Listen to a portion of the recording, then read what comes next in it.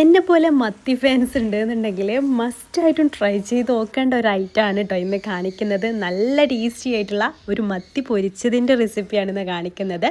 Stove on ചെയ്യാതെ ഒരു pan എടുത്തിട്ട് അതിലേക്ക് വെളിച്ചെണ്ണയും അതിലേക്ക് മുളക് പൊടിയും മഞ്ഞൾപ്പൊടിയും ചേർത്തിട്ട് പിന്നെ നമുക്ക് ഫ്ലെയിം ഓൺ ചെയ്യുക. എന്നിട്ട് ഇതുപോലെ ചെറിയ തീയിലിട്ട് ഒന്ന് മൂപ്പിച്ചെടുക്കുക. ചെറിയ തീയിലിടാൻ പ്രത്യേകം ശ്രദ്ധിക്കണേ.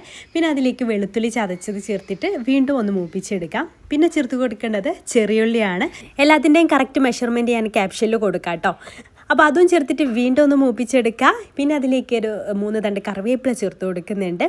പിന്നെ ചേർത്ത് കൊടുക്കേണ്ടത് 1 ടീസ്പൂൺ ചില്ലി ഫ്ലേക്സ് ആണ് കേട്ടോ. അതും ചേർത്ത് കൊടുത്തിട്ട് നന്നായിട്ടൊന്ന് മിക്സ് ചെയ്തെടുക്കുക.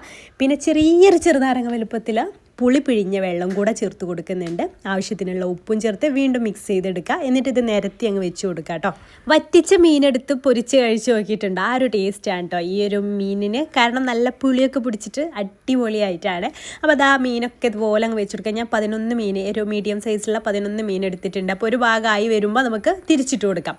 എന്നിട്ട് വീണ്ടും ഒന്ന് തിരിച്ചിട്ട് കൊടുക്കുന്നുണ്ട് കേട്ടോ. നമുക്ക് ഈ ഒരു പുളിവെള്ളമൊക്കെ ഒന്ന് വറ്റി അതിലിങ്ങനെ ഫുള്ളായിട്ട് വറ്റി ഡ്രൈ ആയിട്ട് വരണം. ലാസ്റ്റ് കുറച്ച് കറിവേപ്പില കൂടെ ഒന്ന് ഇട്ട് കൊടുക്കുന്നുണ്ട്.